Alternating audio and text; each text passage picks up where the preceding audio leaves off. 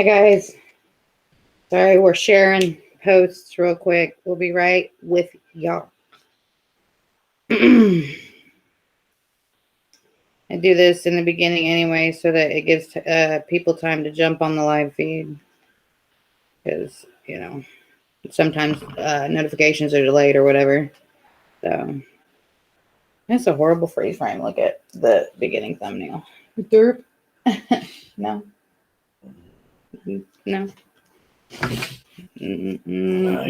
All right, y'all. What's up? I've already that's live on Juggalo News. You don't have to share it to Juggalo News. Share it to my page. Click your page. Really? Share to Facebook. Right there. Sorry, y'all. What's up? Since y'all are here, if you guys have a second, hit that share button. That way we can work on the views. Let's get them views up, guys. So click the share the live feed. That helps. Hi guys. Let me pull up this so I can see you guys' comments. All right. Suck it, Trebek.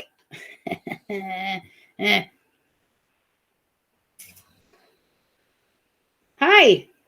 Thank you. Thank you for the birthday shout out. It is my birthday, guys.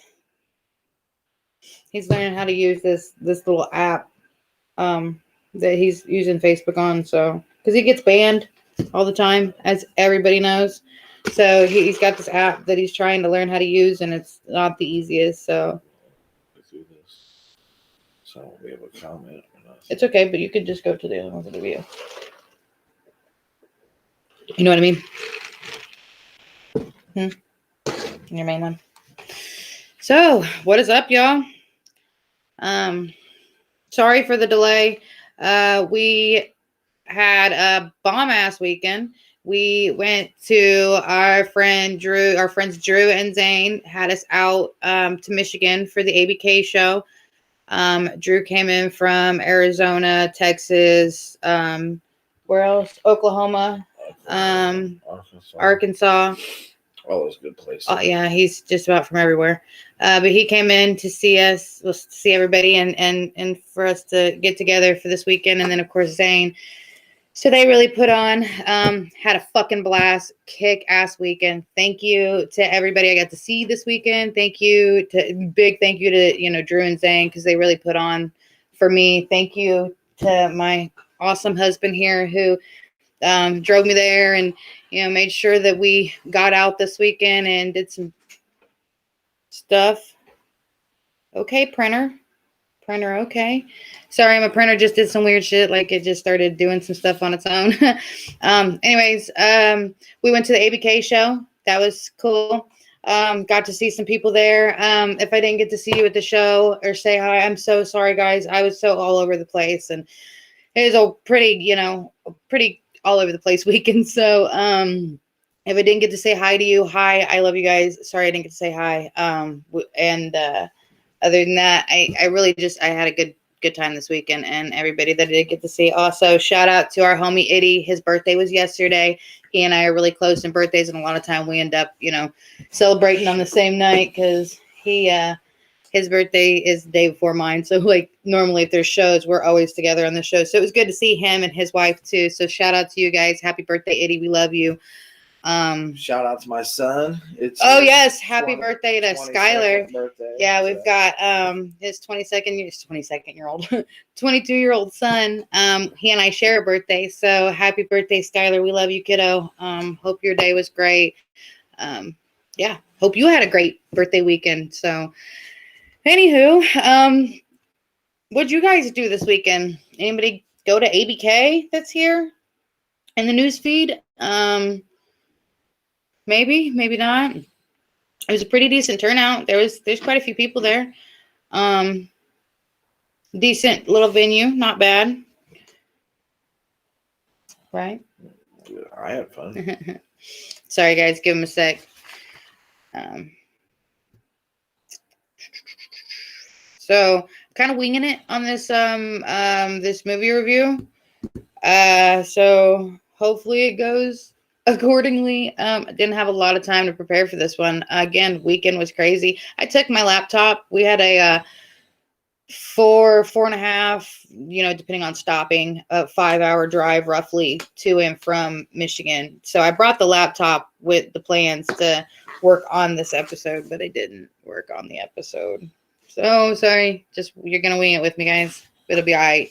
I hope you guys have all seen this movie. It's a good one. So let's see. Check. I'm just kind of shooting the shit with you guys right now. Kicking it with y'all for my birthday. So. I didn't think this movie was gonna be any good. I was like, fucking here we go, another bullshit B movie, man. It was actually one of the best horror movies I've ever seen in a long ass time. Especially for it being new. For it being a new one. Because a lot of newer horror movies, they're not, not up to par with like that 80s or really some of the 90s, even 70s, like, the older classic horror flicks. So this was kind of a breath of fresh air. So how we found it was obviously with the birthday coming up, and this happened to fall on my actual real birthday. So, I was doing it on my birthday. So I wanted to do something related to birthday related theme. And so I found a couple of flicks that were like 80s horror flicks.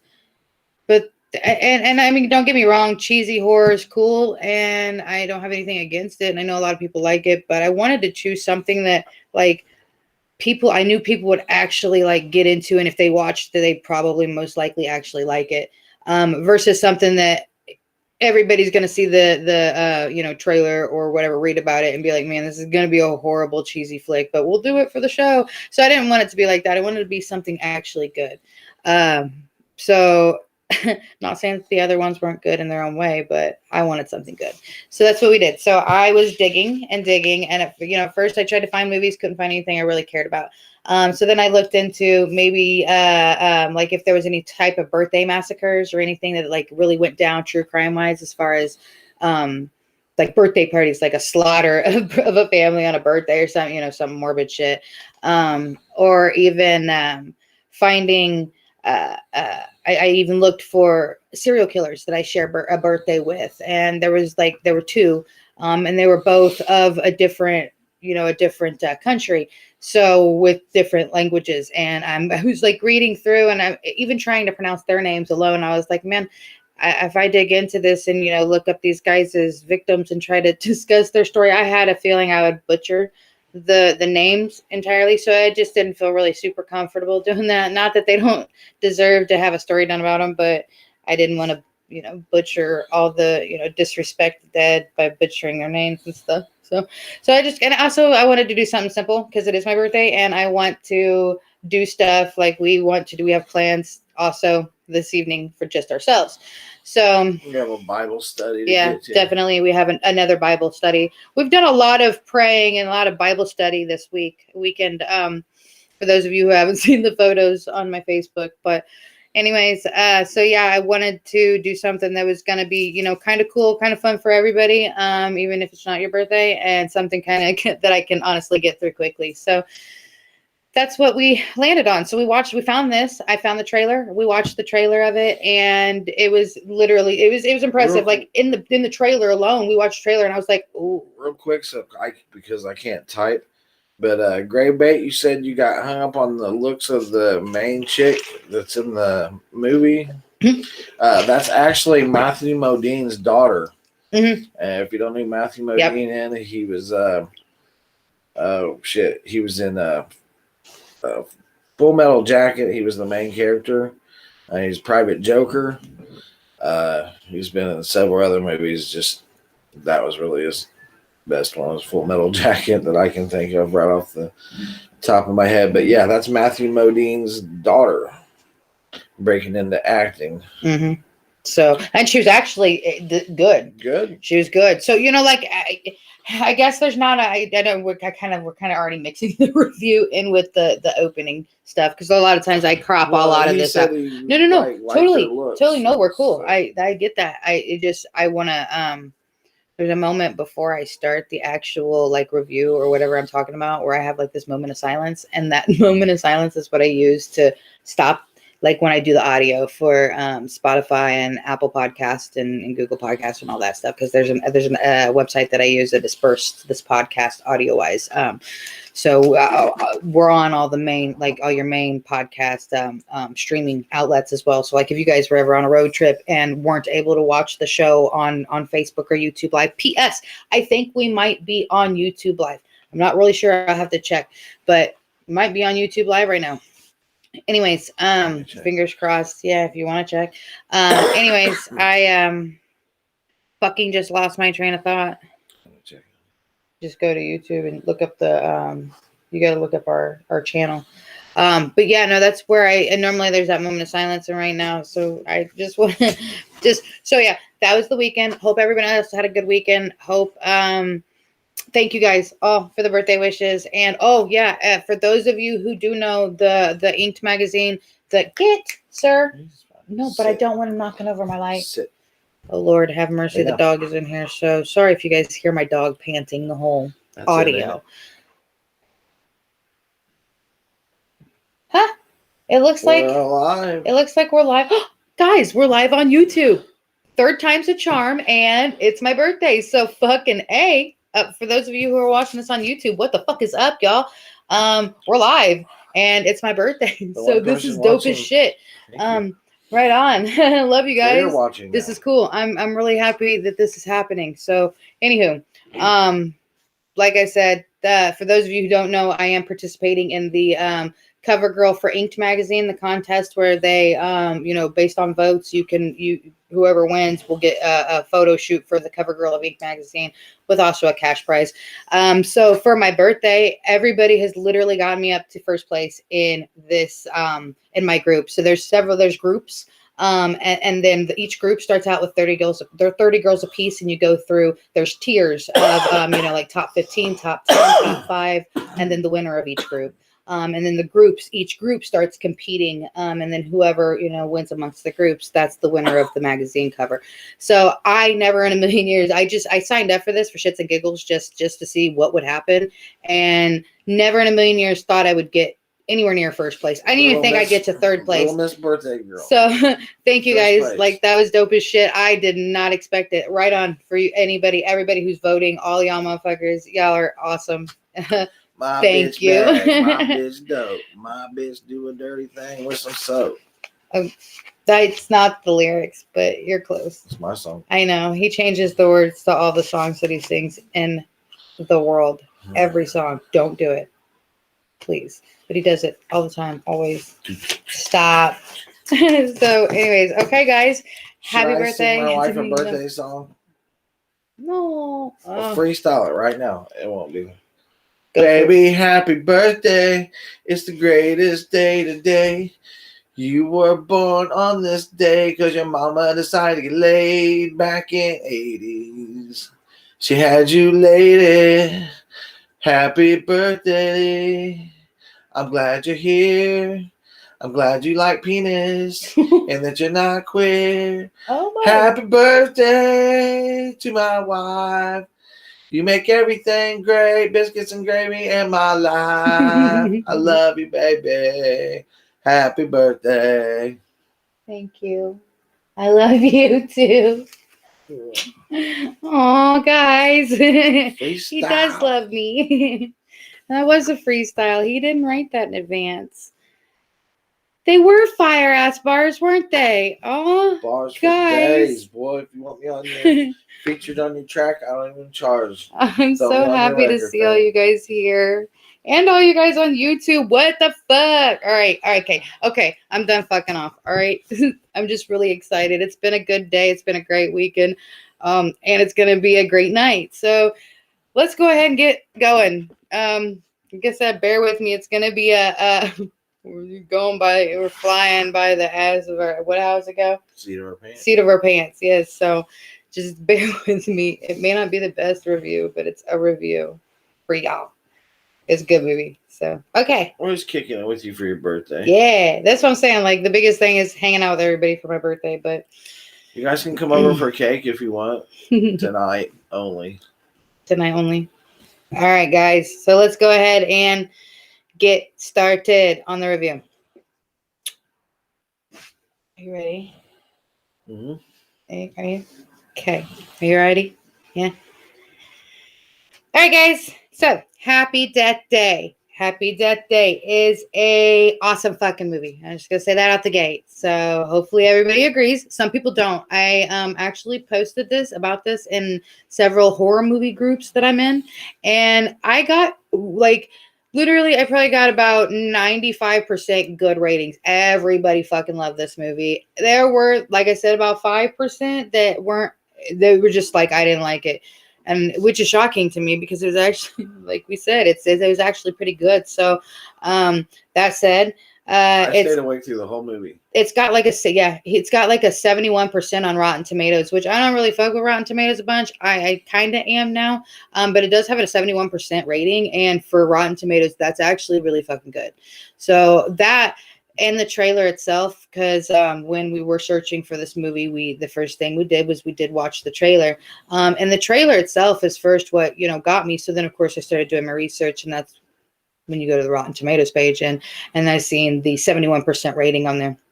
So that's actually really good, as far as critic reviews, because that Rotten Tomatoes, it'll do like real true movie critics, like actual professional criticism, and then it'll do like fan criticism as well. So it's like based off of all kinds of critiques. So 71%, like I said, is astronomical pretty much on that. So Happy Death Day. The director is Christopher Landon. Produced by Jason Blum. Let's see. The release date was October 13th, 2017. They actually do have a sequel. It's called Happy Birthday to You. And then they're working on a third one. A third one's in the mix. And I think it's Happy Birthday to Us or something like that. But yeah, so we haven't even watched the sequel. We'll get to that. But for this one, it came out October 13th, 2017. It has a runtime of 96 minutes, so about an hour and a half, just over. It is a Blumhouse production. So, I mean, that we knew it was probably going to be pretty good. It was distributed by Universal as well. So all around it's got, a pretty good base as far as that goes out the gate. So their budget for this film was $4.8 million, and get this fucking box office number. $4.8 million to produce the film, which on some of these that we've heard and we've discussed, that is actually fairly low. I feel like 4.8 million. I feel like we've heard far bigger budgets, but the box office on this worldwide turned out to be $125,000 or $125,479,266. It's a good profit. Fucking A, it's a growth.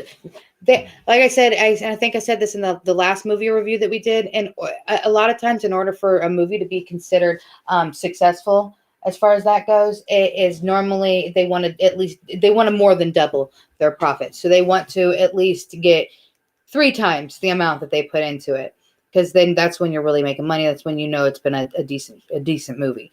So like I said, they started out with 4.8 million as far as their budget went, and their box office worldwide, let me read it again, is $125,479,266 worldwide. That is huge. Huge. Sorry, don't mind him. He's really impressed by his shirt.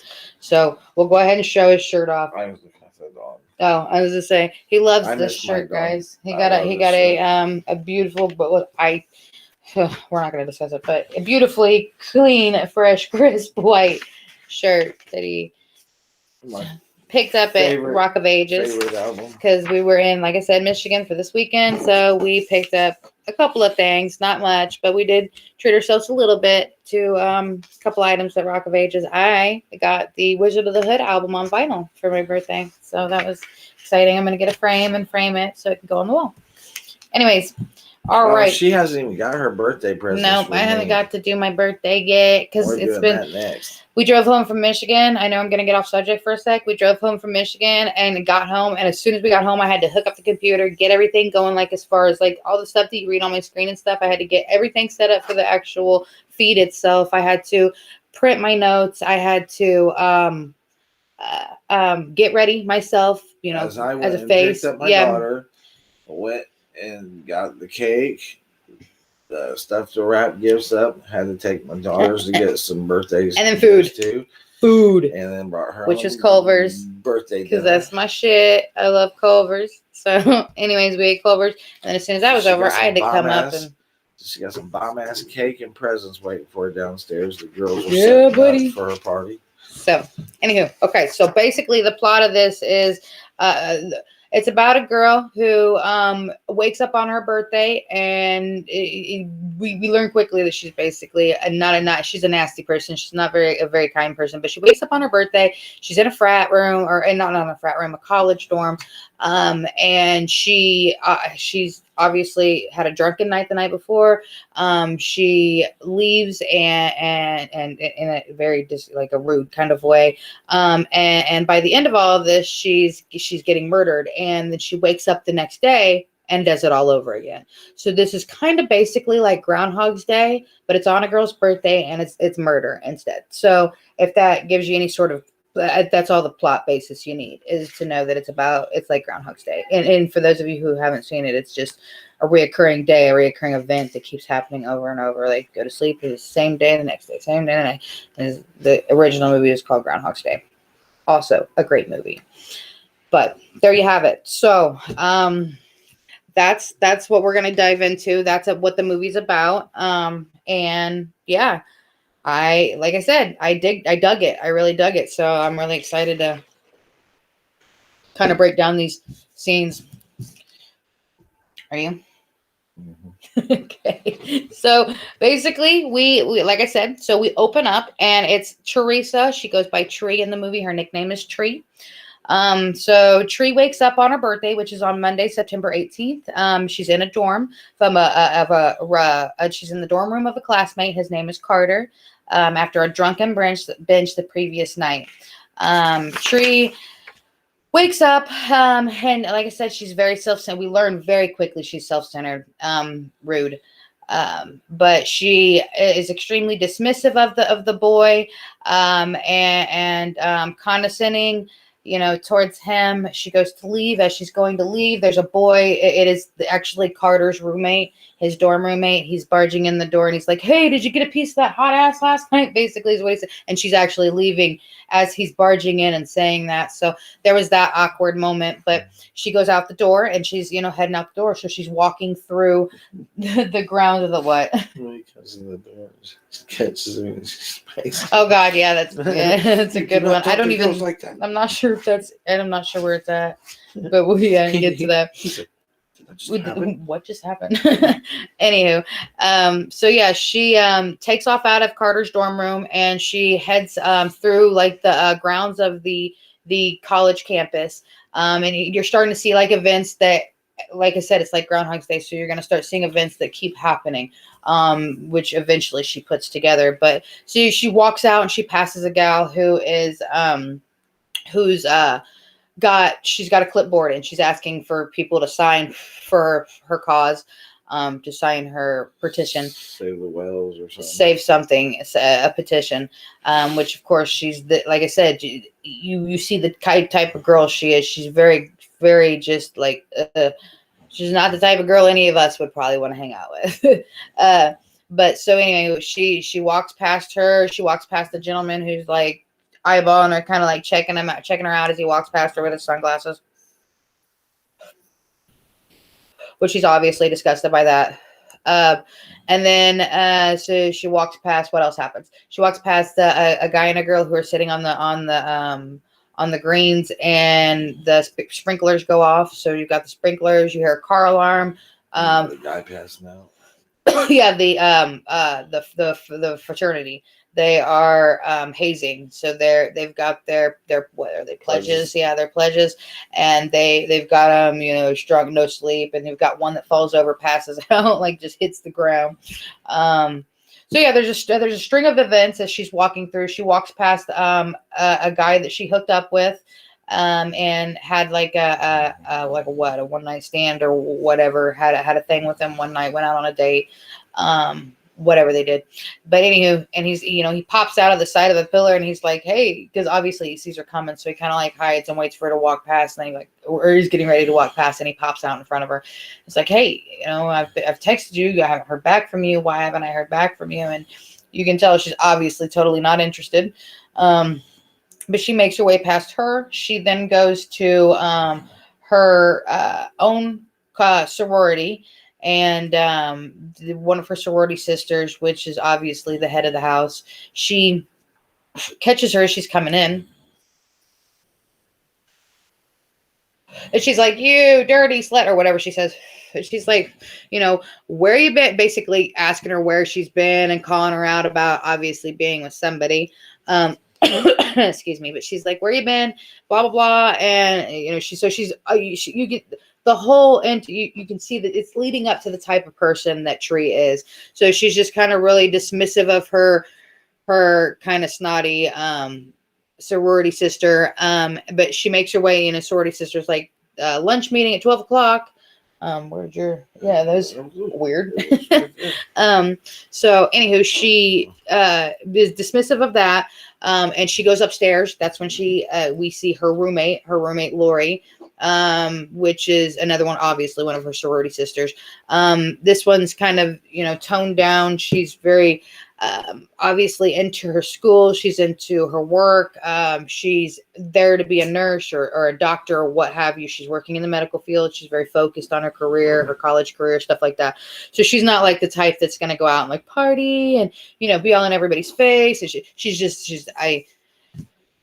like the one that doesn't fit in there. She's like the oddball. But anywho, this is her roommate. And so when she walks in, her roommate Lori's like, guess who finally decided to drag herself in, or finally decided to show up, basically.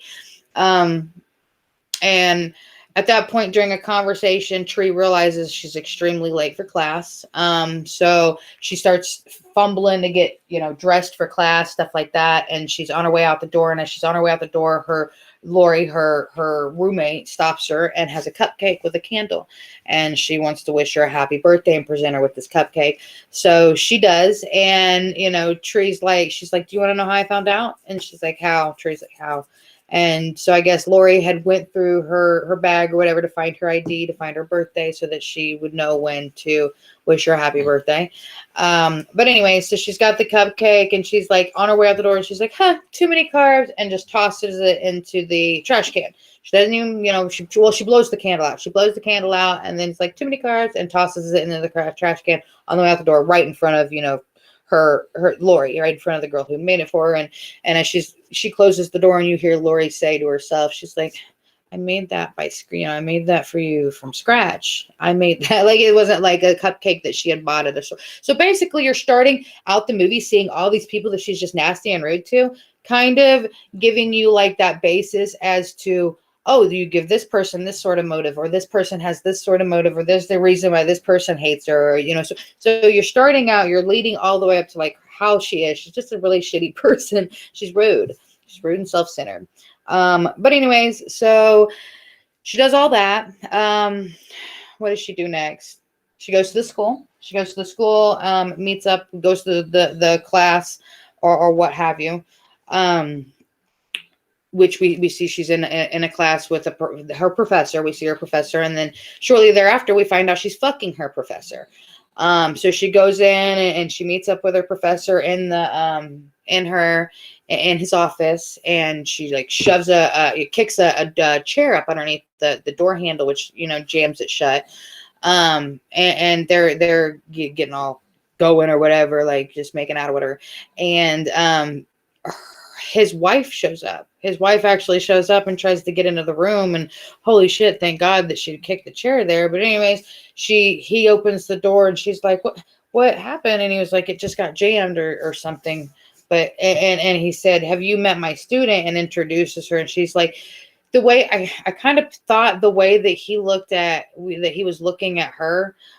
You looking you always look so sad. Like, if you look at you in the camera, just so you know, when you're on video, you're looking down, and I think you're looking at your comments, but you look sad in the video. There's no way I can, like... Well, let's find you a way. I can't see those comments. Let's just make you a way. Because I don't know if you guys noticed, but when we're looking, I look up, and he'll be looking down at the comments, and he looks always so sad. He always looks like he's just a sad guy. Like, he's just forced to be here with me. I don't know how they do it on the news to make it We need They have a teleprompters. teleprompter that is like right above, but we don't have that. We I have need a big notes. screen TV We have to notes hang in there. front of us, so No, I need a big screen TV to hang right there, so that we it can comes like on pull it YouTube. up. Yeah, right. So anyhow, sorry guys. But what I pick up as she's walking out, well, as he introduces her to, like, have you met my student? The way she responds, and she's like, no, I haven't. It kind of rubbed off to me as a woman, and I'm sure as many women watched it, that he's obviously probably had an affair with another student, and she's had to deal with it and stayed with him after finding out he was having an affair with another student. Because the way she comes off, am I wrong? Did it kind of seem like when he was like, have you met my student? Did she seem like he had, like, she was just like, why is another student in the office with my husband?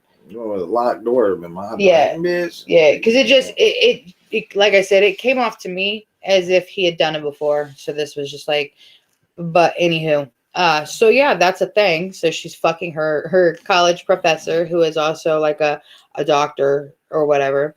So there's a scene actually when she's on her way to the office to see her to see him in the office. She is passing Lori. Lori is now at the hospital because, like I said, she's all about her career. Because when you see her, when you meet Lori with the cupcake, she's in her nurse's scrubs.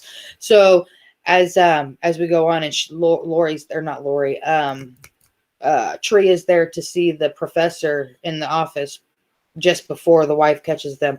There's a scene where we pass Lori in the hallway as she's going to get on the elevator. So the scene kind of indicates that either A, Lori is genuinely concerned and feels like her roommate shouldn't be sleeping with a grown man who's married, and stuff. Well, not that she's not an adult because they're in college, but an elder man who is her professor and also married.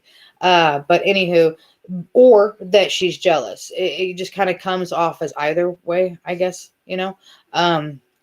but anywho, so the introduction of the student with the wife, and she leaves. Thanks for the help with that, and she leaves. Well, anyways, we then go to she's at home, or we're back at the dorm. And is this where she's watching the video? Is it the very first time we see her in the dorm right before the blackout? That's when she's watching the video, right? It is. It's got to be, because this is right before where I'm talking about, where she's sitting on her bed. And the girl walks in. So she's sitting on her bed. The next scene that we go to, and she's sitting on her bed. She's watching a video on her cell phone, which is a video of her and her mom when she's younger, and they're like not super younger, but like a few years younger, whatever. And they're blowing out candles and singing "Happy Birthday" on this video that she's got on her phone. Yes, but it was this very first round, because obviously we're gonna relive a lot of this. But anyway, so you see, and so you start to realize that there is some sort of correlation with her birthday. There's a reason she doesn't want people to know it's her birthday. She's not really stoked about it being her birthday. She doesn't, really care about the cake or anything like that, because there's a reason. There's a reason, and so like there's kind of some foreshadowing. So there's the video where she's watching it on her bed, and then her sorority sister, the main girl, the girl that I said in the beginning, when she first came back to the dorm, so the main girl comes in one of Tree's shirts and says, the first thing Tree notices, she's like, is that my shirt? Because he's like borrowing her stuff without even asking, which is, I guess, typical of, at least typical of me and my children, how they are with it. Like, they'll come in and borrow stuff from me and I'll never see it again. So there's that. That's kids for you. And they're at that age now where we can all share clothes. But anywho, so she comes in her top and says, "What time are you going to be at the party tonight?" Which I guess is like it's a surprise party for Tree, but they just think it's a normal party or whatever. Which Tree is not stupid either. She probably knows. But anyways, she's just like, whenever. And next thing you know, during their conversation about when she's going to go to the party, the power cuts out. And when the power cuts out, you've got the sorority sister. She said, what'd she say? Our bill money, or tax, or whatever money, dorm money, however she said it. She said something about our money going and being, put to its finest work or whatever. Basically they're paying for shit, and it's, blacking out. They're, I guess, rolling blackouts. Which she mentions that there was and this is going too far. But anyways, so the power cuts out, and when the power cuts out, because I guess there's rolling blackouts, the power cuts out and then it comes back on, and it's kind of a creepy feeling, but out we go, out she goes, and she's like, all right, I'll see you at the party, don't be late, because if you're late, all the hot single guys will be taken. She's like, all right. So then fast forward, and now we're on to the scene where she is walking on her way to the party. So she's walking, and as she's walking down this dark like alley, and it's like really dark. It's like creepy dark, isn't it? Like, why would you be walking down that alley alone? Alley, yeah, it is. It does. It looks like a rape alley. But anyways,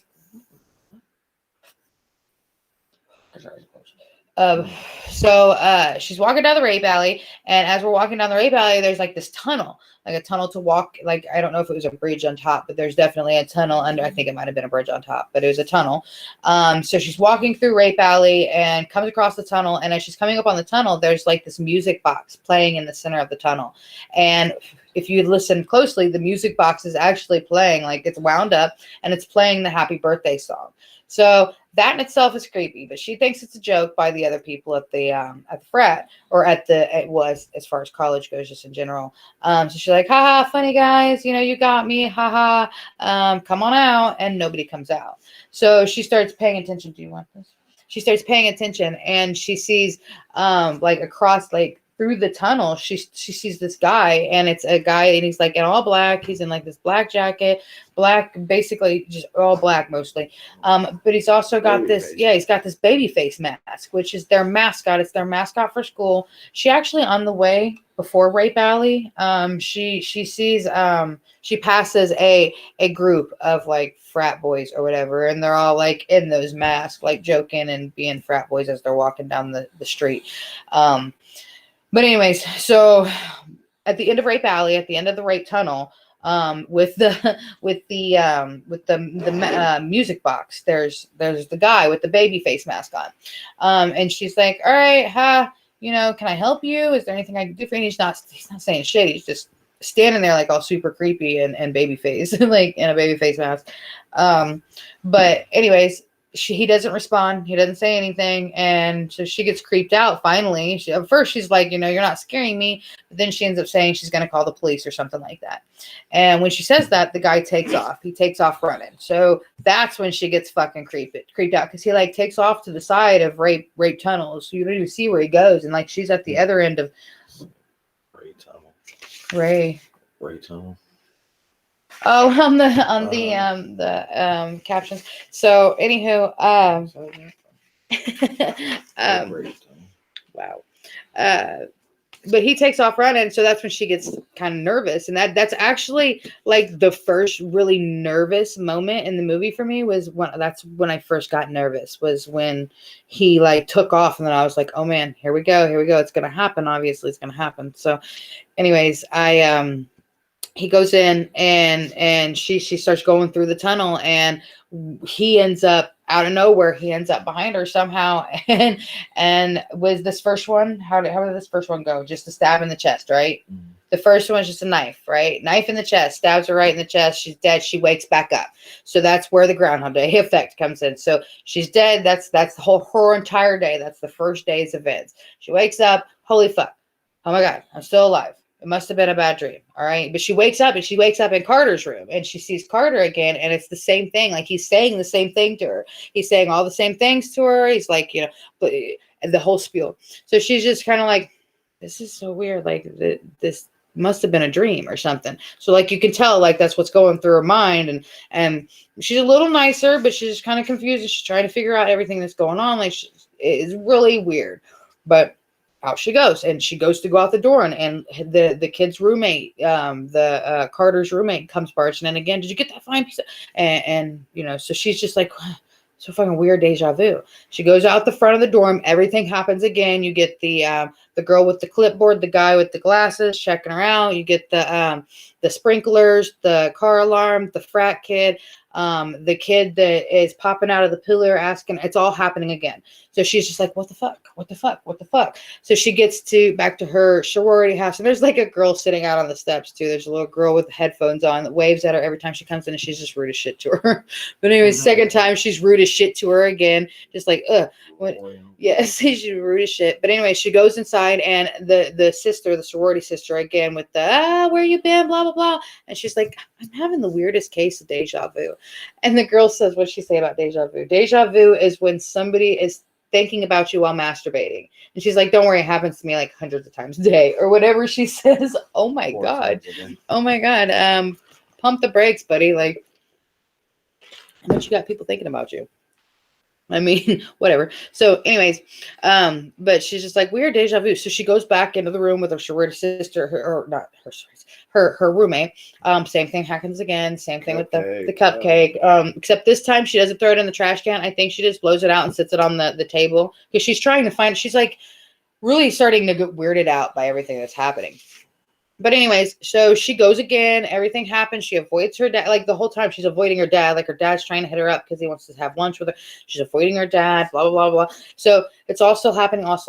And then she ends up at the rape tunnel again. So rape tunnel takes place. She gets there.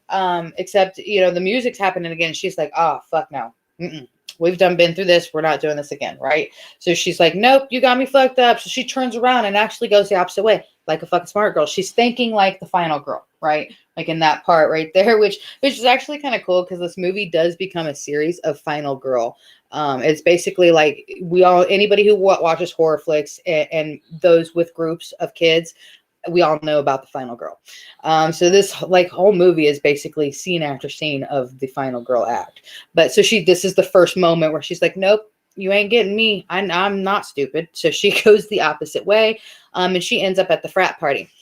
She gets to the party and there's like no one outside. It's not like what it would normally like. Everybody either is A, been to college, B, been to frat parties, been to parties at colleges, or C, has seen plenty of fucking movies where you've seen what a college party looks like. You roll up to the frat house and there's like people strung out on the patios, on the steps. There's cups everywhere. There's streamers. There's lights. There's music. The doors are open. I mean, it was like our hotel room last night. Kind of, yeah.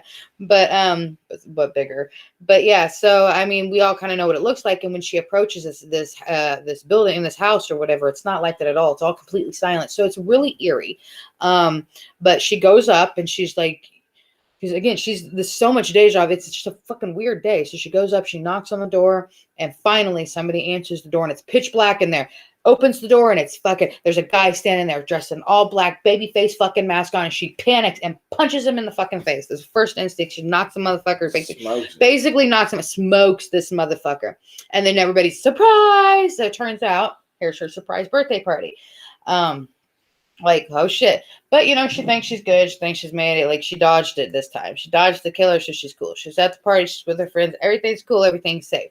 So she says, like everything's going down or whatever. I guess, so there's a boy at this party, which I failed to mention in that before her first killing, there was a scene where somebody mentions, her roommate mentions, Tree the night before having shoved her tongue down in some dude's throat at a party in front of the main sorority sister, which I guess the main sorority sister has been trying to hook up with this guy.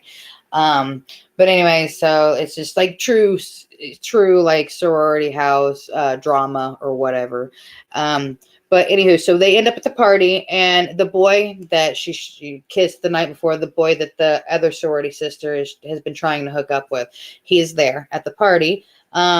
His name is Nick. And I guess at some point, like, so the sorority sister's like, you go be with Nick. You just go be with Nick. Like, she starts throwing this like little hissy fit or whatever. And I'll be damned if Tree didn't take off with Nick into Nick's bedroom. So she goes in the bedroom. Nick kicks on these lights, and he's got all these like baller lights. Like, his room's pretty lit up, I guess, if you're like tripping on acid, not like drunk partying. Like, it was definitely not the Pleasure Dome, as he called it. What he called it, the Pleasure Dome. I think that's what he called it, his room.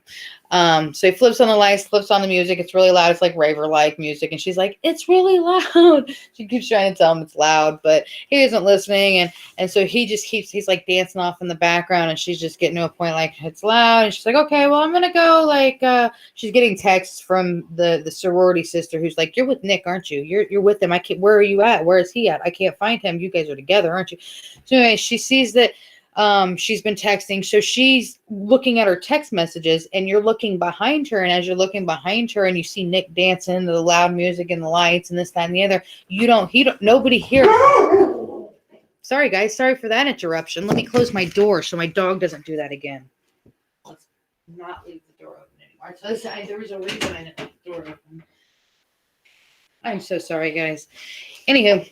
So you don't see in the background, you don't hear in the background because the music and the lights and everything, but she's checking her phone, and in the background you see in a mirror, like you see a reflection of a mirror, and here comes Babyface Killer. And Babyface Killer is coming out like through like a beaded closet door and comes up and like just starts stabbing the shit out of Nick. Like just starts fucking really raking into him. Why are we? I just feel like we're not sitting there long enough on this camera.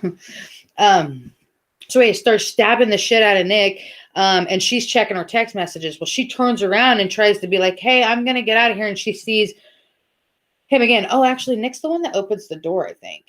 Wasn't that the one that she smoked in the beginning? So then she thinks he's got the mask back on. She turns around and sees him and thinks that he's got that mask back on. So she's going up to him and she's like, it's really not funny anymore. You can take the mask off. We're a little past that. I'm going to go out and I'm going to go, be out here in this party with everyone else. And that's when like you look and next thing you know, she looks down and sees Nick is dead. So she realizes that the person that she's dealing with now is actually Babyface Killer. It's not Nick.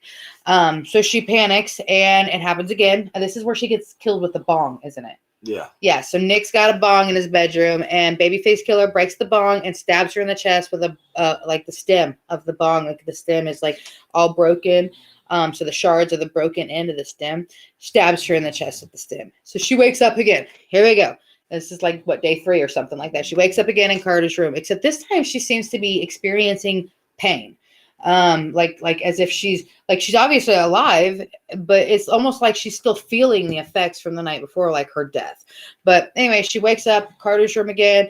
And so this is like I said, this is the 3rd loop. This is the time that she actually reveals to Carter what's going on. So they end up going and they go out and they have a talk, and she explains everything that's going on.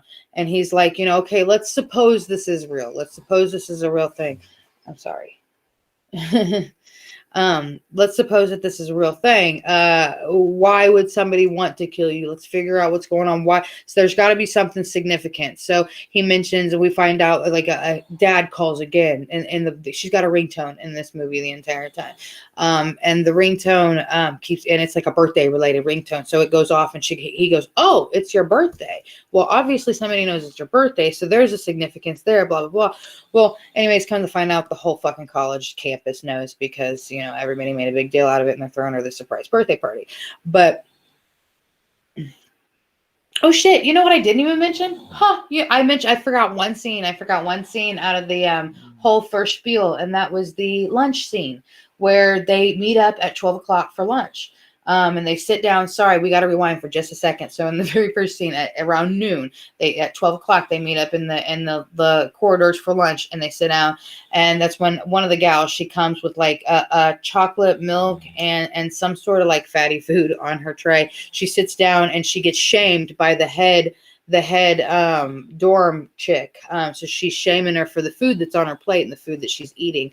But anyways, so she asks her to get up and leave with her food. And this is when Carter comes in, and he's like trying to bring her a bracelet that she forgot. This is from the very first day. He tries to bring her a bracelet.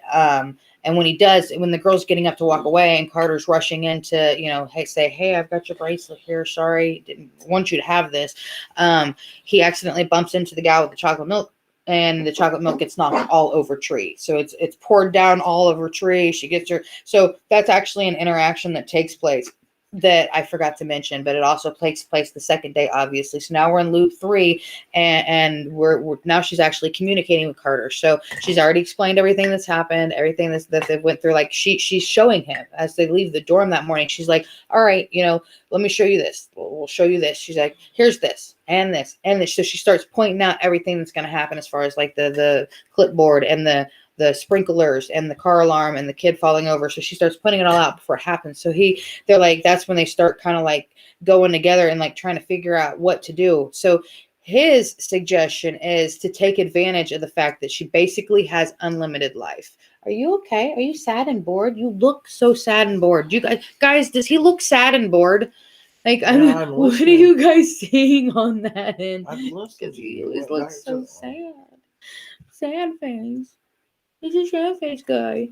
Anywho, so yeah, he's like, he says basically the way he sees it is she's got unlimited lives. Like she's dying, but she's waking up the next day. So essentially, she should figure out who her killer is, and as long as she can take care of her killer before her killer takes care of her, like that is how we break this whole loop, this whole cycle, right? So that is his suggestion. So she does just that. So she goes through several different ways. Like there's several different scenes. Now this is like a sped up portion of the movie where she starts like one day what does she do? She does all kinds of different stuff. She grabs that one chick, the sorority chick, beats her ass on the thing and book it out of the bus.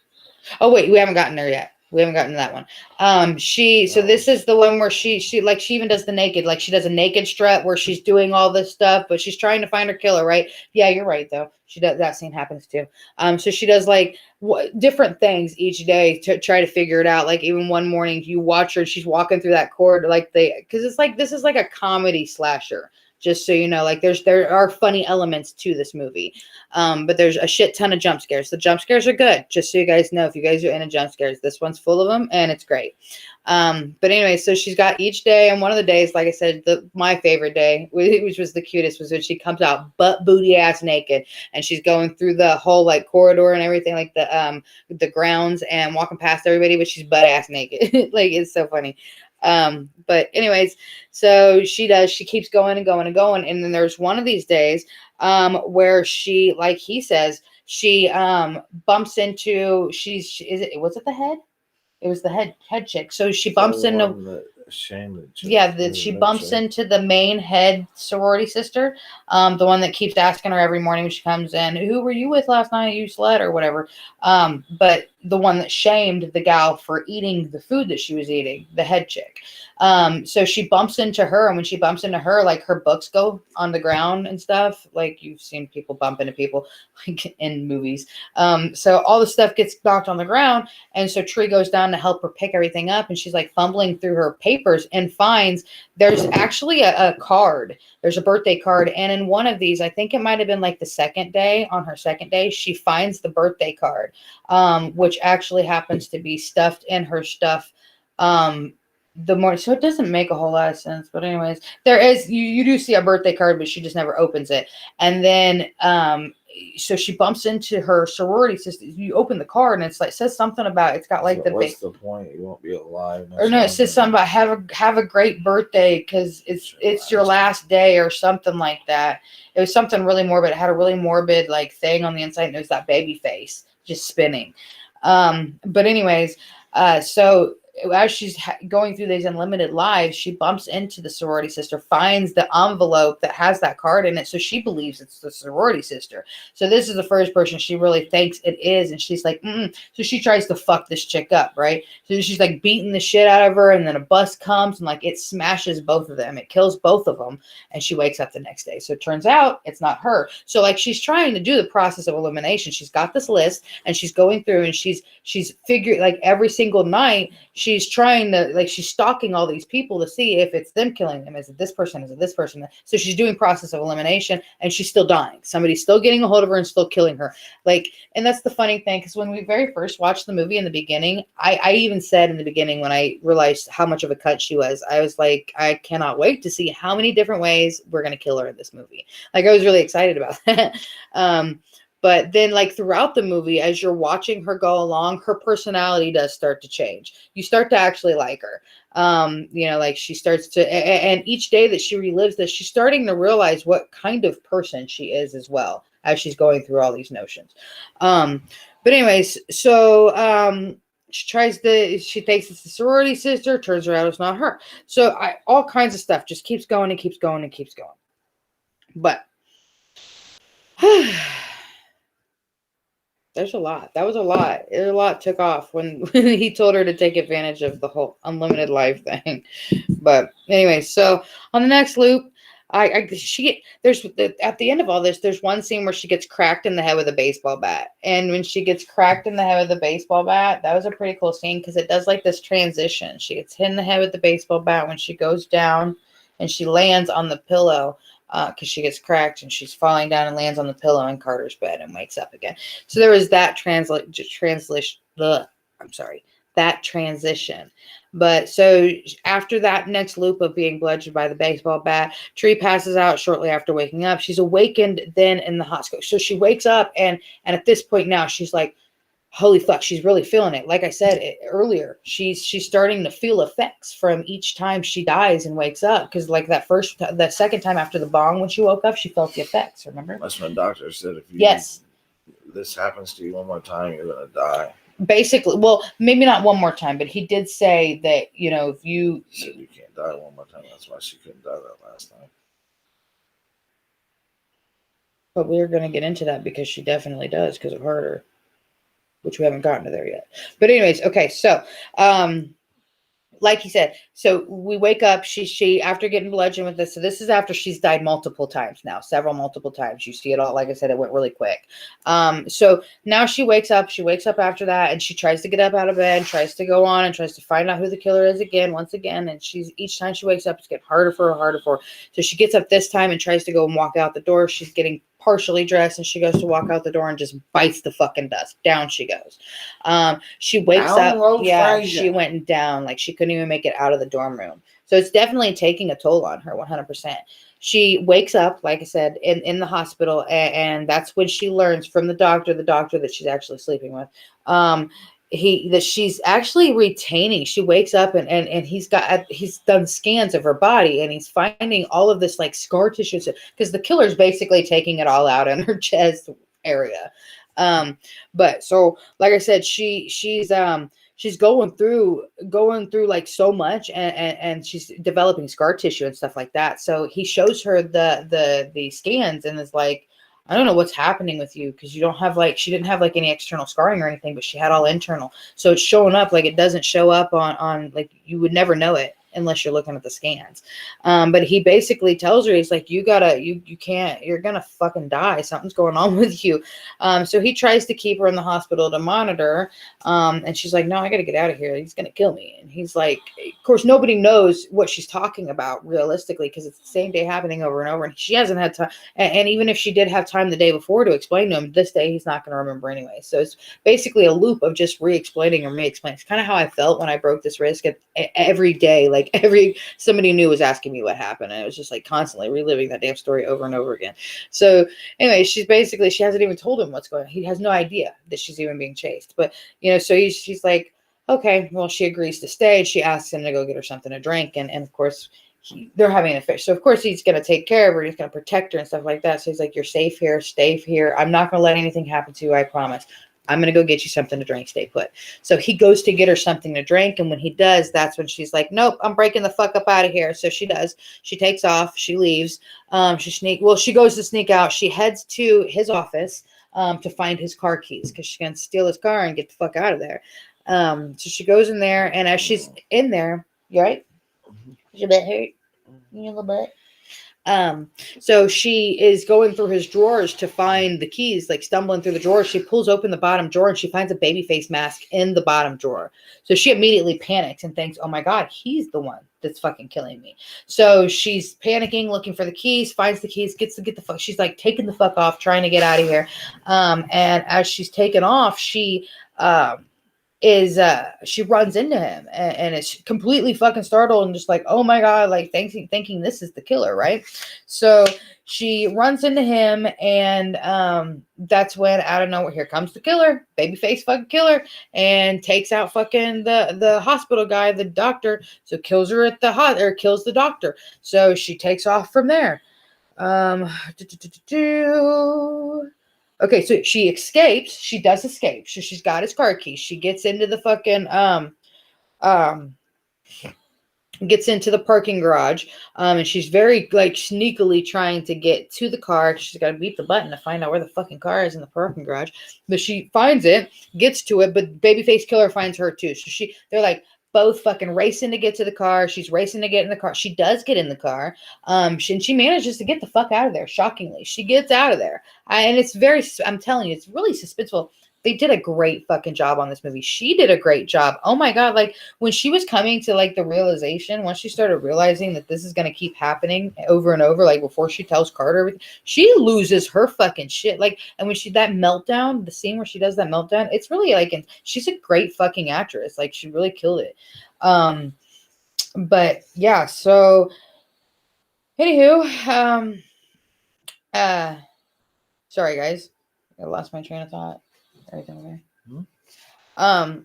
But yeah, so she escapes. She does get the fuck out of there. The suspense is like through the roof, right? And she's taken off. She's made it the fuck out. Fucking thank God. And she's driving down the road. And next thing you know, here comes Cherries and fucking Berries behind her. This scene, Cherries and Berries, she's getting pulled over. And she's like, no, oh my God, please fucking no, not right now. I need to get to safety. Please, not now, not now. But she gets pulled over, and then as a law-abiding citizen, she pulls over. And the cop comes up and starts asking her questions. And at first she's like thinking it's a bad thing, but then like something in her brain, like she just starts immediately thinking about something else. And she realizes, hello, if you arrest me, you'll have to, put me behind bars, right? And keep me locked up. And the cop's like, yep, that's pretty much how that goes. She's like, so if I was intoxicated right now and driving, you would have to arrest me.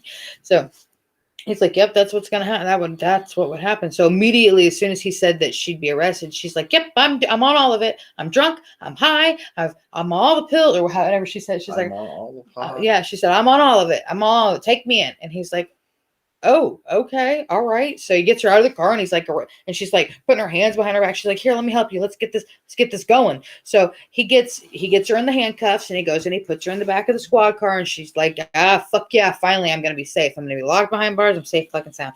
He gets her in the fucking car, shuts the car door, which for those of you who have been arrested, you've been cuffed. For one, that's gonna be really fucking hard to get out of, and for two, when you get stuck in the back of a cop car, they have the child safety locks on. You can't get out unless you're let out. Like that you can't open the back of a cop car while you're sitting inside of it. So she gets placed in the cop car, and as soon as he places her in that cop car and shuts that fucking door, out of nowhere, here comes a car and smokes that motherfucking cop. Like literally out of nowhere. You don't even expect it. You expect that she's getting ready to get hauled off to jail, and something's going to happen in the jail. No, they don't even get to the motherfucking jail. Like he literally closes the fucking door and goes to get into his car, and this car comes out of nowhere. It's Babyface Killer, obviously. Babyface Killer out of fucking nowhere and smokes the shit out of this fucking cop, and then comes up to the, he gets out of the car, and he does a slow walk up to the car, and she's like screaming at him through the window because she can't get out. She's cuffed, and she can't get out of the fucking car. She can't get out to run to safety, nothing, which she wouldn't be able to do shit cuffed anyway, really. You're not running far with your hands behind your back, or to any speed. But anyways, who's that? Was that you? Okay. But anywho, so, oh, you're cool. That's what I figured you were doing. So she's like screaming. Once she realizes she's not getting out of the car, she starts screaming through the window at him, and she's like, "What the fuck do you want from me? What do you want? What do you want?" And like, of course, Babyface Killer is super like ominous and dark and macabre, so says nothing at all, like super emo. And but next thing you know, he turns around and he starts going back to his car, right? And he gets in the car, and they're looking, and she's looking at him, like, cause she's like looking through the back window, and she's watching him get in the car. And next thing you know, he's got a candle, like a birthday candle lit, and he just drops it out the window. And when he drops it out the window, she immediately realizes what's happening. There's a trail of fucking gas leading from his car and where he drops that candle from his window all the way to her car, which has like gas spewing out of it. And it's like, it's ready to fucking go. So he literally like, and this was a really cool kill. Like that was fucking just like, whoa, didn't expect that. It was really cool. I like the way they did that. But he, like I said, he drops that birthday candle, it lights that fucking, that whole line of gas up. And she's like, holy fuck. Cause she wasn't even expecting that. But fucking blows the car to shreds. It blows her and the car up. So once again, wakes up. This time she wakes up, when she opens her eyes, it's like she's got flames, like fire in her eyes. It's pretty cool.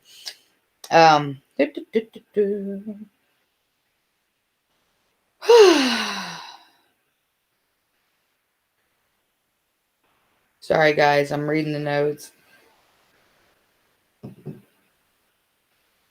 All right. So from this point forward, she now is going to, once again with Carter, she tells Carter this time that Carter's fucking plan to live out the unlimited lives was a horrible idea. And that he was basically a fucking idiot. But she tries to, convince her of the predicament, of all of her she admits to Carter that she doesn't, she does not like who she's become. She's grown distant from her father ever since her mother passed away. And that they shared the same birthday. So that's, I see. I see that this is one of the reasons here that this is the reason she doesn't like her birthday. This is the reason the birthday's so hard for her, is that her mother passed away and they actually shared the birthday. So the video that we mentioned in the beginning is actually a video of her and her mother on their birthday, their shared birthday, celebrating their birthday together. And she has since then passed away, and obviously at a young age. Because Tree is, maybe a freshman or a sophomore or something in college. I doubt a freshman, but a sophomore, maybe a junior in college. So she since her mother has passed away, she's grown distant from her father, and that's why you see her dodging her father's calls on her birthday every single time that he's trying to reach her throughout the entire movie. But yeah, so they're in this diner and she's discussing everything that's going on, like, and why she hates the day and this, that, and the other. But then as they're sitting in this diner, she catches a local news report. And that news report, the reporter starts discussing John Toombs, which John Toombs is a serial killer who is being held at a hospital on her campus. It concludes that concluding that Toombs is the killer, Tree rushes to the hospital. She immediately starts putting pieces together, and she's like, that's him. That's the guy who's fucking killing me. So she rushes to the hospital to warn them that he's going to escape. But when she does, Toombs has already broke free. He's already broke free. The cop got, because she's running past to let them know. Like, she sees the cop because there's a cop that's sitting outside of this hospital door, which prior to this, as we're seeing the scene where she wakes up in the hospital, there is a scene where they're walking to like her hospital room, and you see that cop who's like on duty, right? Like, he's sitting out. So we see that, but you don't really think anything of it, because sometimes that happens in hospitals. I know I've been at the hospital before where inmates are at the hospital and they have to have somebody outside that watches, especially of that magnitude. I mean, you're going to have a guard outside.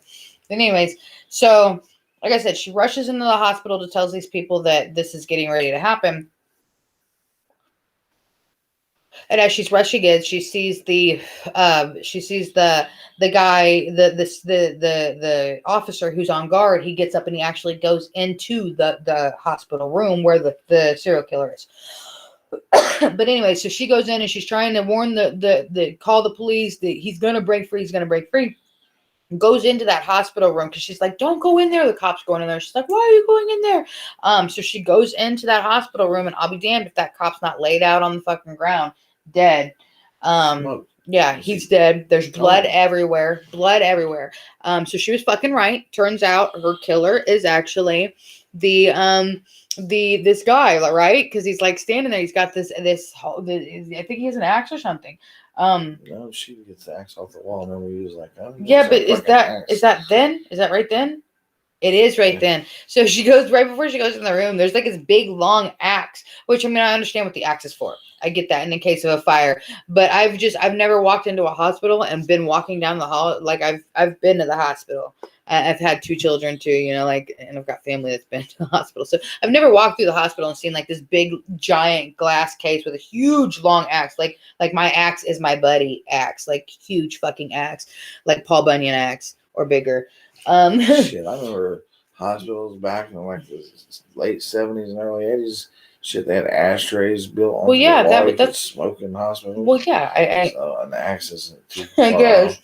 But anyway, so she busts out this thing and takes this axe into this room with her, but he's behind her, of course. So there is a confrontation. There's a confrontation. He's break free and he nearly kills Tree, but Carter follows and rescues her. So because like Carter's in on this now, he knows, he remembers, right? Well, he doesn't remember, but she just had this conversation with him in the diner. What's wrong? Oh, she just had this conversation with him in the diner, so he knows, and he shows up to the hospital behind her. And as she's like trying, as Toombs is trying to kill Tree, Carter comes in and saves her, right? Like he bum rushes her and saves her. And that's she ends up with a gun. She ends up with the cop's gun. But tries to save her, and when he goes to save her, is this the one?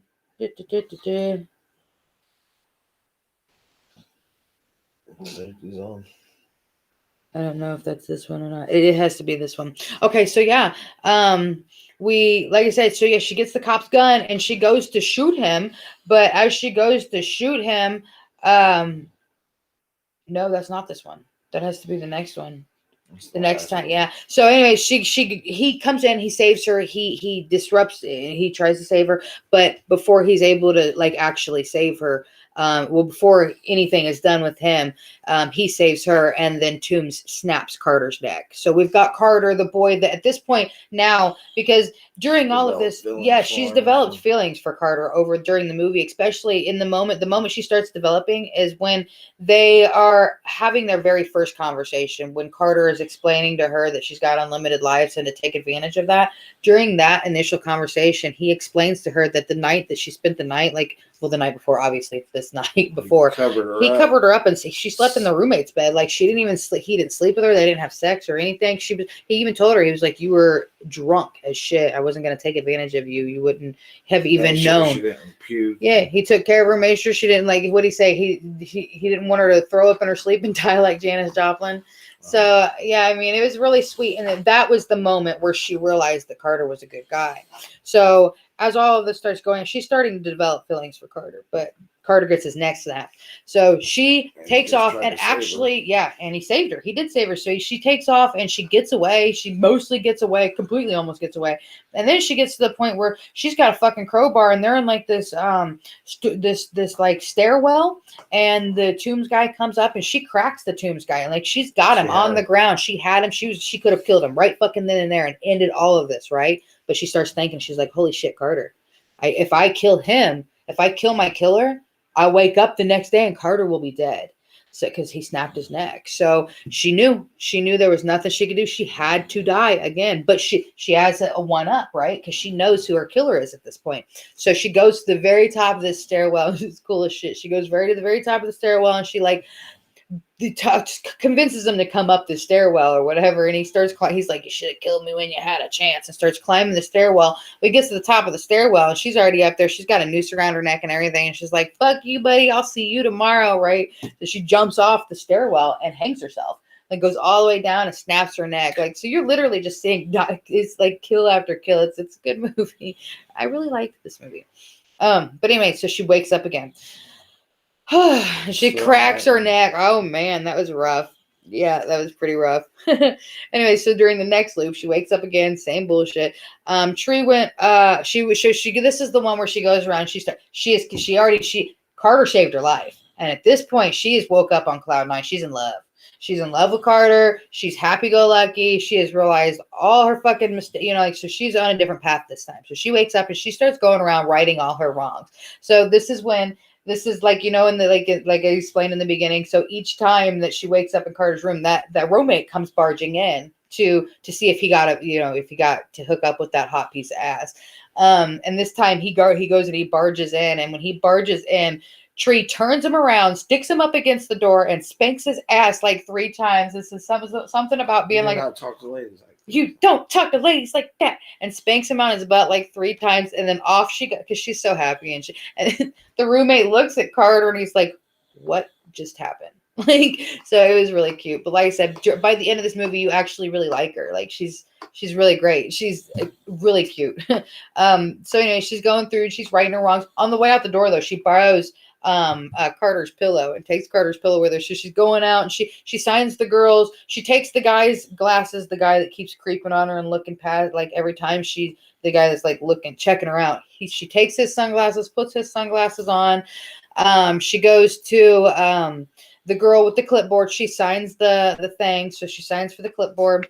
What else does she do? She's going through all the shit. She gets the kid that keeps passing out and hitting the ground, the pledge. And she lays the pillow down before he hits the ground. So she lays the pillow down and then he hits the ground and lands on the pillow. And everybody's like, what in the fuck? How in the fuck do they know that? Anyways, so there's one of these times where like she's spying, like she was spying, making the list. So she's spying on everybody to see who might be her killer. Well, one of them that she had suspected might have been that guy that keeps popping out from behind the pillar. She thought maybe that it was him because maybe he was upset. So she went and spied on him like she did everyone. Looked in his process of elimination. And she seen a video. He sat down and he was getting ready to beat off, right? But then he gets called. One of his frat brothers calls him, so he sits his computer down and walks away for a second to see what his buddy wants, and she's looking through the window and sees the porn. There you have Hulk Hogan on a video. Yep, doing gay shit. He's gay for that. Nah, but he was watching gay porn. So starring Hoagie, starring our very own Hulk Hogan. But yeah, so like I said, so during all, she realizes that, it makes sense. He's gay. So as she's going through and she's righting all her wrongs, she comes up to him and he pops out she didn't even get to pop out the bill. She calls him out. She's like, I know you're back there. Come out. Da, da, da. So he comes out and she's like, I know what you are. And it's okay to be gay and blah, blah, blah. And she's like, you're going to be accepted no matter what. Now get out there and find you a hot piece of man ass. Right. So she basically tells him, look, I know you're gay. Now go get you a hoagie. Get you a big old hoagie. But yeah, so she tells him he's gay. And so that's a really cute, sweet scene. Let's see what else. She goes up to the sorority dorm. The little Asian girl or whatnot, the Oriental gal who's sitting out on the steps that waves at her every time that she's really rude to. She walks past her and the Asian girl waves and she's like, hi. Yeah, she's really nice to her. And then she goes inside and you've got the main sorority sister that keeps calling her out about what she did the night before. And as soon as she goes to call her out about what she immediately, she's like, his name is Carter and blah, blah, blah, blah, blah. And blah, like she immediately just starts spilling the beans. Yeah, she said, if I make it through to the next day, like if I survive this day and I live to the next day, I'm having all of his babies. Like you could tell she immediately is just in love with Carter and everything. She's just righting all her wrongs because she's realized a lot during this movie or during this, this turn of events for her anyway. So, all right. So that all happens. Then she goes upstairs. Same thing with the roommate and the cupcake. She goes in and she starts saying everything before she even gets the chance to say it. And then, so the cupcake comes out and she's like, lets her wish her, all this, that, and the other. But all kinds of stuff happens. She also apologizes. So she sits down with her roommate and apologizes about everything. She apologizes about being a shitty fucking roommate, a shitty person to her. She says, you've always been there for me and I've just never been a good friend to you in return. And I'm very sorry about that. So she's like righting all of her wrongs, right? And she's like, she blows out the kiss. She lets her sing her happy birthday or whatever. I don't remember exactly how that last scene goes, but she does acknowledge the cupcake and blows it out. She doesn't eat it yet, but she does save it. And she sets it down and she goes out. So she's going on about her day. Let's see. What else happens in this next loop? She meets up with the doctor. She actually interrupts one of his classes. So her professor, she interrupts a class and asks if he would come out and speak to her in the hallway. And he does. And he's like, what the fuck is wrong with you? Like, I am in the middle of a class. This is not how, and she stops him and she's like, listen, you are married. You are married to a woman that loves you and appreciates you. You need to be grateful and be happy that you have her, and so on and so forth. So basically, she tells him all about himself and tells him that she's ending it. She's done. And he's like, no, you're not. And she's like, yeah, I am. I'm fucking done. And he's like, well, you're not going to coast past my class anymore, blah, blah, blah, blah, blah. And she's like, I've already dropped out. Ha ha. So like, she's just like, basically, fuck you. Go be a good husband to your wife, you piece of shit. So anyways, so that happens. She also meets with her dad, which is kind of an emotional moment.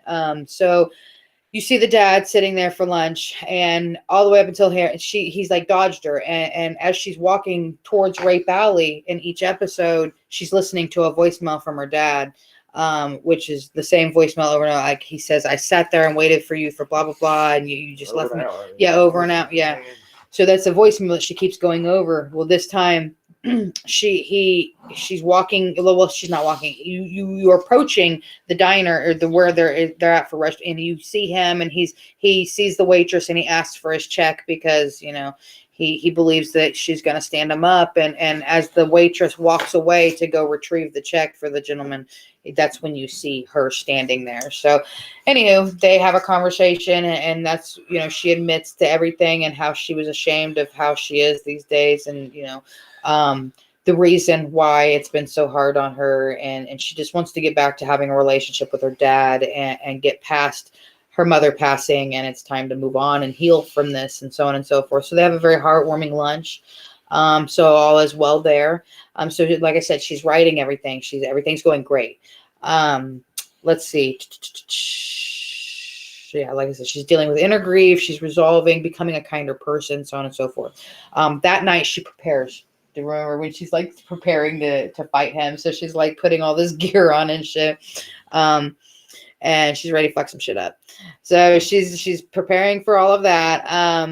And she gets there, and she gets to the hospital, and she immediately starts out. How does she start this one out? Does she start out with the cop? She didn't even dick with the lady at the desk, did she? Mm. She went to the cop. So she went there. Like I said, there's a cop that sits outside of this guy's door, right? The cop that he killed in the last round. And we walked in, and the cop was bloody all over the place. Well, anyways, so she comes up and sneaks up on this cop who's like, I think he's sitting there reading a book or something. And she sneaks up on him and has a knife to his neck out the gate, which immediately like, bro, that's like jail, super jail time. But so she pulls the knife and puts the knife to his neck. It's still a cool scene no matter what, no matter how illegal it would have been. So she puts the knife to his neck, and immediately was like, don't say anything. Be quiet. The guy in there is going to escape. I need you to go call for help. Call 911. Get help. Go get help. He's going to escape. And he's like trying to be an officer, but he's got a knife to his neck. And she's like, she ends up getting him to surrender his gun with a knife to his neck.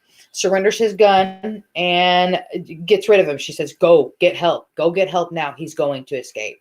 And for whatever reason, the cop didn't decide to use his walkie-talkie or call for backup or anything.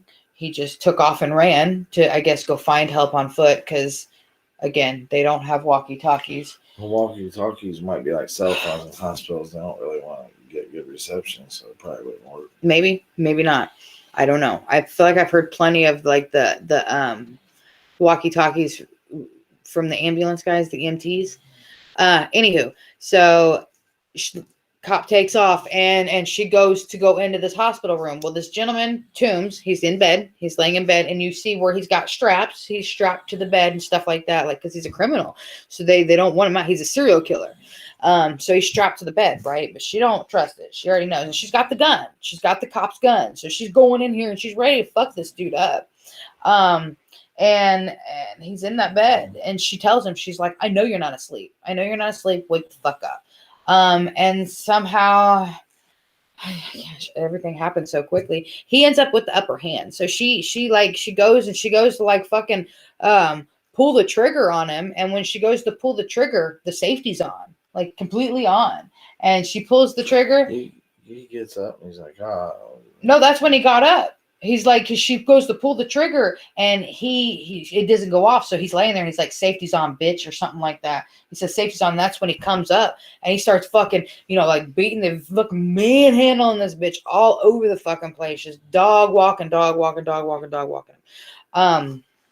But anyways, one thing leads to another. Like I said, she gets the upper hand, or he ends up with the upper hand, blah, blah, blah, blah, blah. But Tree utilizes, before she goes and she meets up with this dude at she's got a watch on, and she's setting a timer on her watch. So as he's now got the upper hand, because she had the safety was on, she pulled the trigger and nothing. So as he's got the upper hand, her fucking timer goes off on her watch. And when it goes off on her watch, that's signifying that blackout, which he isn't aware is going to take place. She knows it's going to happen because she's relived this day multiple days in a row.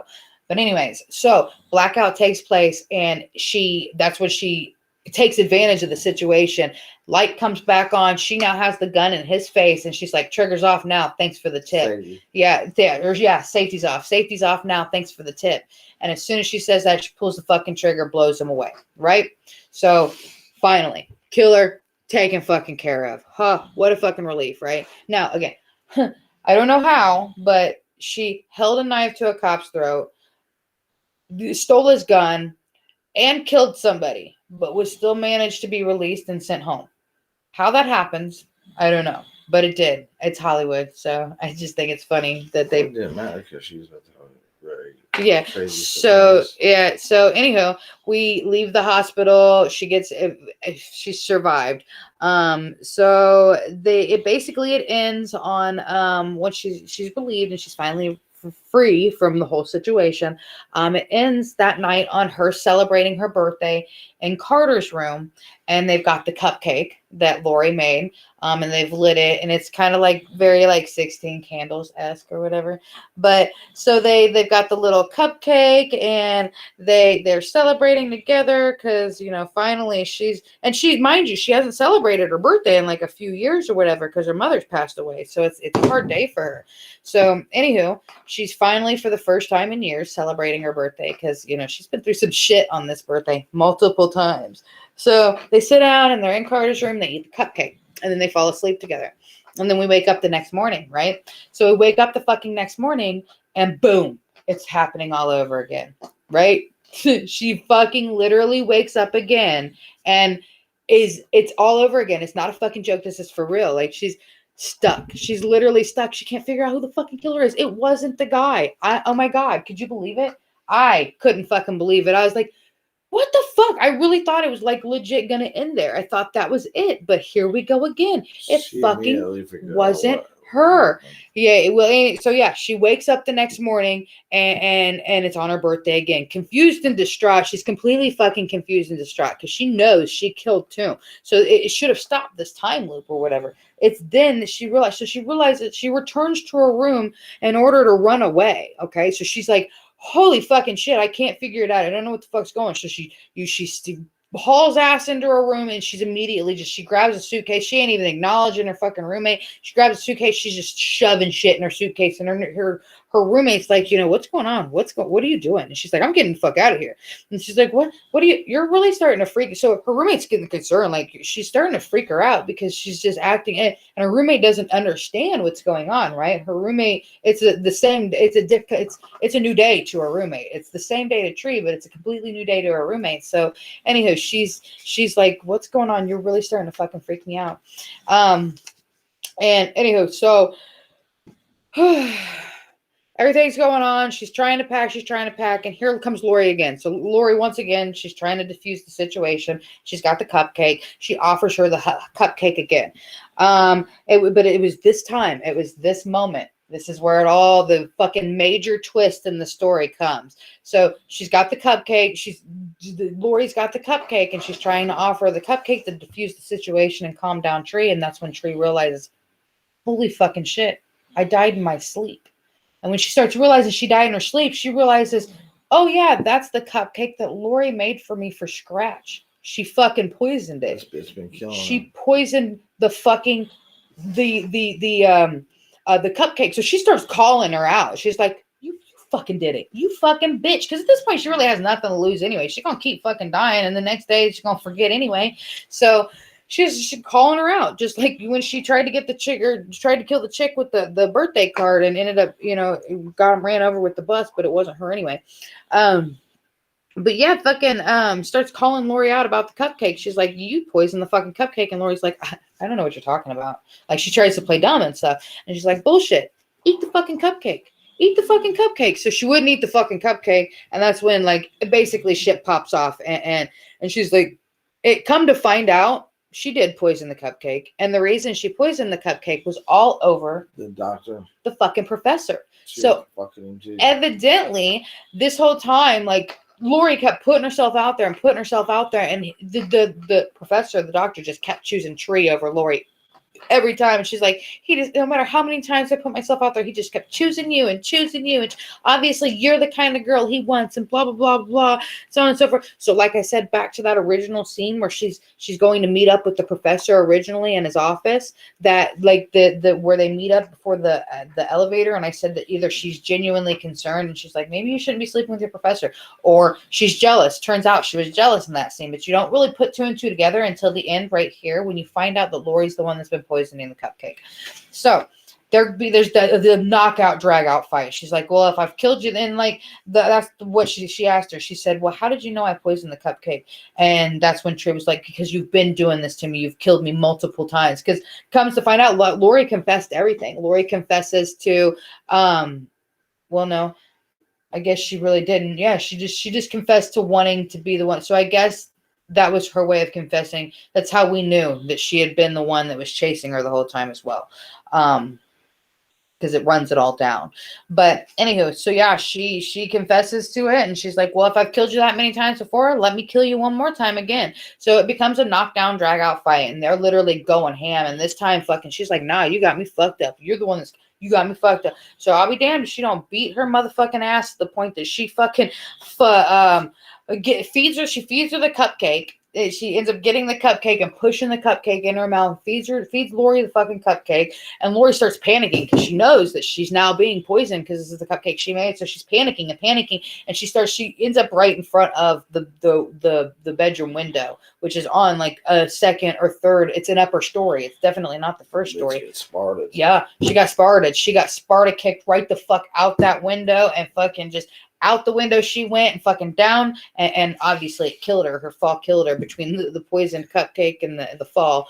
But Lori, out the window Lori goes, and Lori fucking hits the ground and all over the place, right in front of the poor little Oriental girl that's sitting down there, the one that is always just waving to her. Yeah, but anywho, so that took place, and that they were like, they're like, what happened? And she was like, Lori ate my cupcake. So she blamed it on Lori eating the cupcake. But yeah, so all in all, she kicks her down the fucking thing, ends up killing her.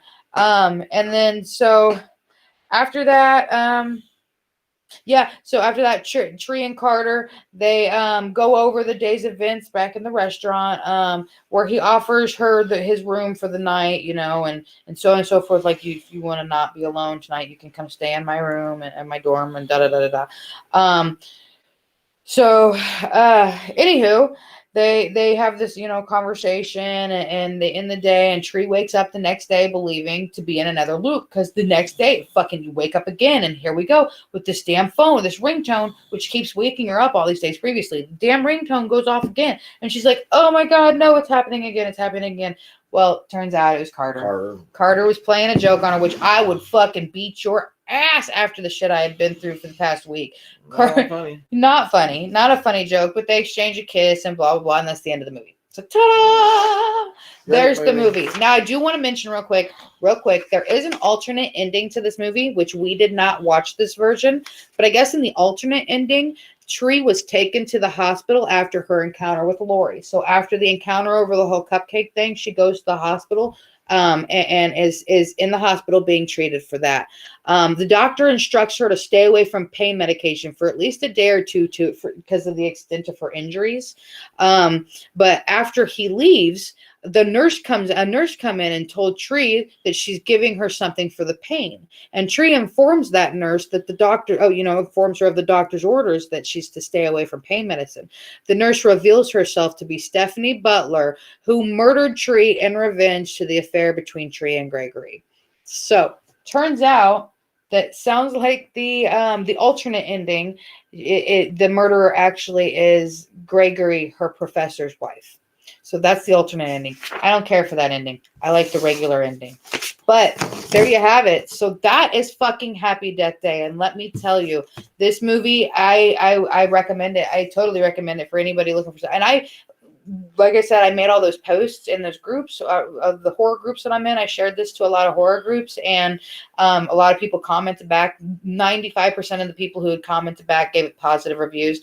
There's a very small portion of people that didn't, but the people that did even mentioned the sequel and saying that the sequel was almost like, I'd say at least 75% of the people said the sequel was just as good. There were some people that said the sequel was great, but not as good as the first, which is that way with a lot of movies. Are you sleeping? Yeah. Sorry guys, it's been a long day on the road and stuff, so if he looks really extra tired, it's just why. Honey, they can see you. But anyways, yeah, that's there is a sequel which we're gonna want to watch, and eventually we'll probably do another birthday episode. Maybe his birthday we'll do the sequel or something, who knows. But it was really good, the first one for sure, and I would definitely recommend it to anybody who hasn't seen it. I would give it, I don't even have a reason to not give it 10. Like if I was giving it like a 10 star, like a star on a scale from 1 to 10, if we were rating this on a number scale, I wouldn't even have a reason to say 9 out of 10.